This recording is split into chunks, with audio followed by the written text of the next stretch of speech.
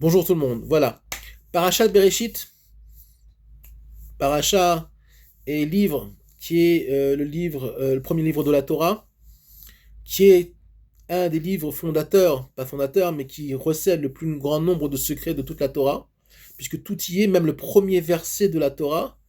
On peut écrire des livres entiers que sur le premier verset. Et je voulais juste donner une idée, lancer une idée, parce qu'on ne peut pas expliquer, il y a tellement d'études à faire que une vie sur le livre de Bereshit ne suffirait pas, tellement a été écrit, non pas a été interprété, ok, mais a été expliqué, parce que l'interprétation peut être comprise comme quelque chose un fantasme humain de compréhension d'un texte. Non, nous avons reçu Torah Missinai, nous avons une tradition, nous avons des enseignements qui viennent de nos maîtres, qui l'ont reçu eux-mêmes de prophétie, de maître à élève, durant 3000 ans, 3500 ans, même avant, parce qu'Abraham Avinu avait déjà commencé. Il a connu Shem et Ever, qui avait déjà, on va dire, une tradition, avant même le don de la Torah. Shem et Ever avaient déjà une tradition thoraïque, qui n'est pas exactement comme celle qu'on connaît actuellement, mais qui est une tradition qui vient même du premier homme, à savoir Adam Arishon, d'avant, une Torah même qui descend, qui vient même d'avant euh, la, la chute du Gan Eden. Tout simplement pour vous expliquer que il faut se méfier des certitudes, il faut se méfier des on sait. La Torah est le livre de l'humilité. Pourquoi? Parce que, comme Nachman l'explique, Rabbi Nachman de Breslev, mais pas que lui, explique que Tachlit Yedia et Yedia. Savoir que le but de l'étude de la Torah, c'est de comprendre que tu ne comprends pas. Et pourtant, il faut continuer à étudier. Pourquoi? Parce que finalement, on comprend que quand on commence à étudier la Torah et qu'on comprend toute la profondeur qu'il y a, et que c'est pas un texte qui est, c'est pas comme un texte en latin ou en anglais ou en chinois ou ailleurs.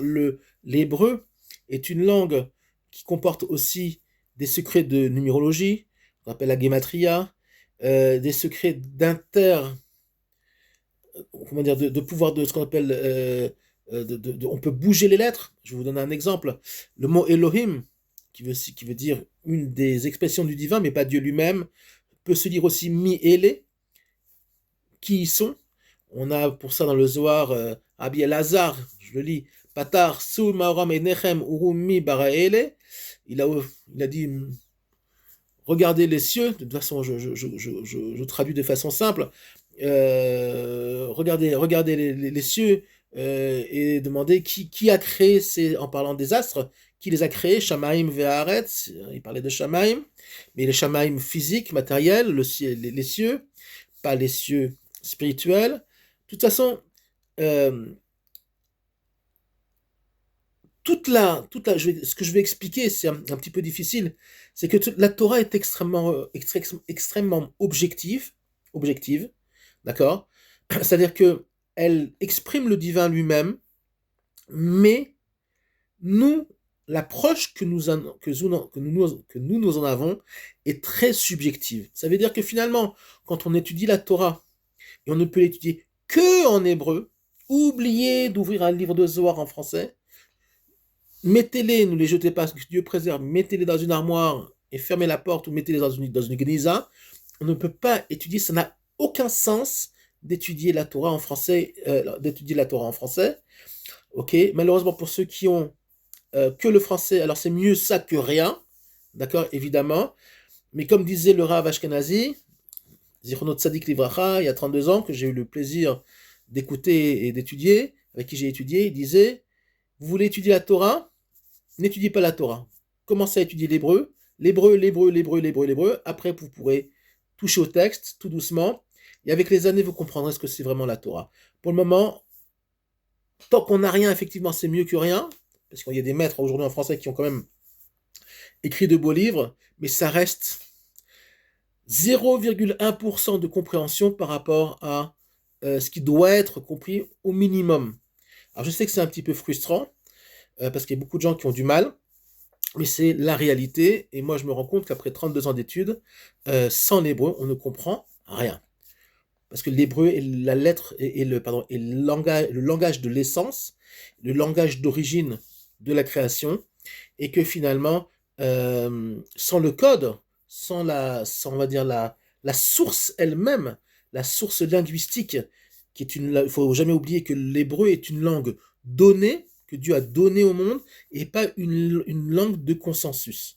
Une langue de consensus, c'est une langue qui a été créée au fur et à mesure de l'histoire des hommes, où on a dit, ok, une table va s'appeler une table parce qu'on a décidé que, et puis de fil en aiguille, on a décidé que finalement, c'est ce qui devrait être, comment dire, euh, c'est comme ça que ça doit être défini.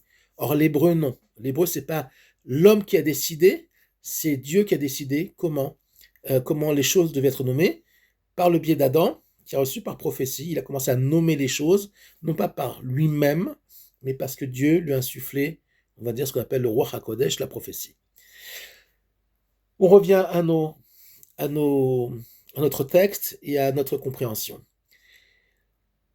Toute la Torah, telle que nous l'étudions, je sais que c'est peut-être un petit peu fastidieux ce que je vais essayer d'expliquer, est une étude subjective qui tend vers l'objectivité. C'est-à-dire que effectivement, même si la Torah elle-même est objective, notre approche de la compréhension ne peut passer que par le subjectif, à savoir que la relativité. Quand tu vas étudier un texte, et particulièrement le texte de Bereshit, n'oublie jamais que ce que tu étudies n'est pas l'absolu. Dans l'essence, il l'est.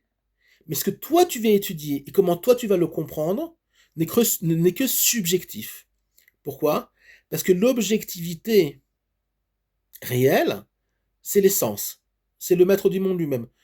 Et on tend vers l'objectivité, mais on est toujours dans subjectif, on peut aussi le traduire par relativité. À savoir que tout ce que tu vas étudier est toujours relatif. Ta compréhension est toujours relative à quoi ? Tes capacités intellectuelles, tes capacités émotionnelles, ok ? Donc c'est déjà très important, on est tous différents, donc chacun va capter différemment, d'accord ? Et malheureusement, beaucoup de gens nous captent de travers, c'est pour ça qu'on entend beaucoup de bêtises dans les mondes religieux, ok ? Je ne parle pas des rabbinim, je ne parle pas des maîtres d'Israël, je parle des gens tels qu'ils le comprennent. J'ai entendu parfois des horreurs, c'est pas le sujet, mais c'est grave, parce qu'on tend même, parfois même, on tombe parfois même dans de la vodazara, sans que les gens le sachent, et finalement, il y a donc l'intellect, l'émotionnel, qui sont pas pareils, l'un a une influence sur l'autre, et aussi le maître qui va vous enseigner la Torah, qui lui-même on va dire, a son intellect, son EQ, à savoir son emotional quotient, son quotient émotionnel. Donc finalement, on voit que finalement, l'étude de la Torah doit être prise comme quelque chose avec beaucoup d'humilité, en sachant que toujours, ok, ce que je sais, mais je ne suis jamais objectif. Je suis toujours dans quelque chose qui est relatif. C'est un des grands enseignements qu'on peut retirer du livre de Bereshit, à savoir l'humilité. Ne soyez jamais sûr de vous-même. C'est un grand clal du monde de la chassidoute, de la Kabbalah et même, on va dire, de la Torah de façon générale. Tout ce que tu sais est relatif, et plus que relatif encore, relatif à toi-même, relatif à qui te l'a enseigné, à tes capacités d'enregistrer, ok ? Et évidemment, la Torah elle-même est infinie, donc tout ce que tu vas étudier, finalement, tu vas toujours être en chemin vers, et c'est pour ça qu'il faut étudier, on est toujours en chemin vers l'absolu, mais l'absolu lui-même, on ne peut pas le toucher.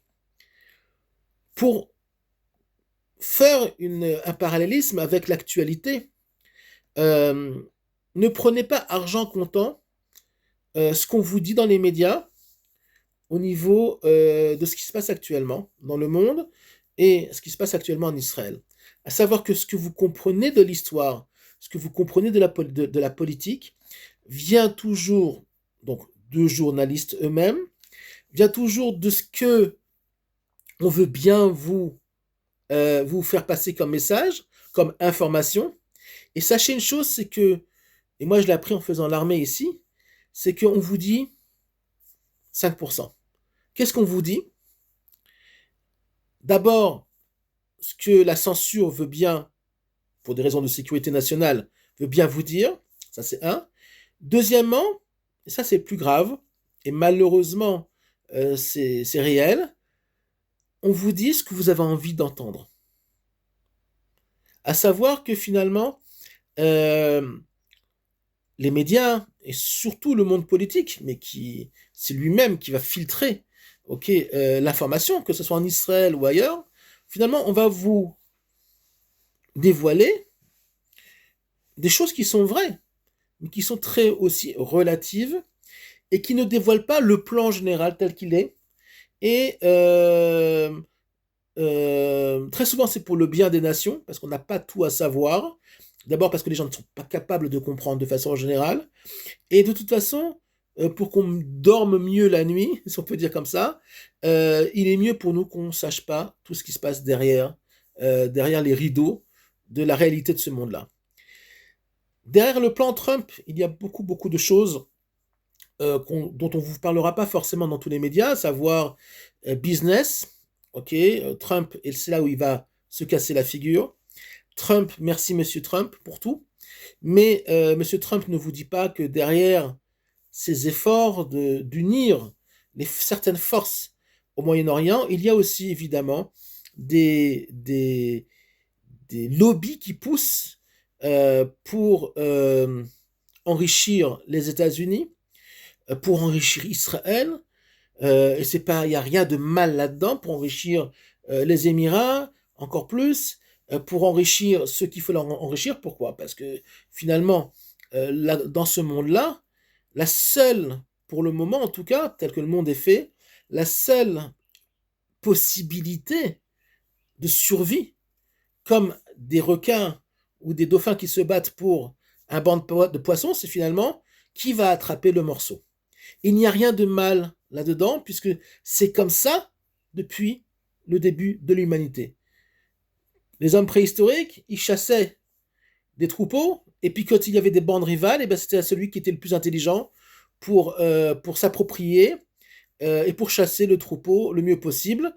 Il y a toujours eu une concurrence, malheureusement, c'est comme ça, c'est la survie de l'espèce humaine entre les hommes pour pouvoir survivre en tant que civilisation, aussi bien au niveau spirituel qu'au niveau matériel. Maintenant, là où Trump se trompe, je pense, et ça c'est un classique du monde occidental, c'est qu'ils ne comprennent pas le Moyen-Orient.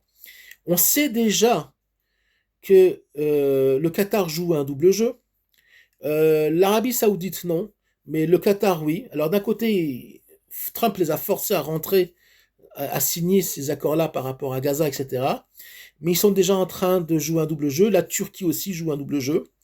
Alors je pense qu'ils le savent, mais ce qu'ils ne comprennent pas, c'est que l'islam a toujours, et c'est dans ses gènes, dans sa religion aussi, que le double jeu fait partie du jeu.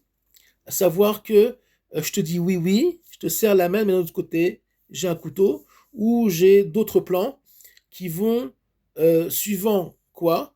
Suivant, on va dire, une idéologie qui n'est pas forcément l'idéologie du plan qui a été signé.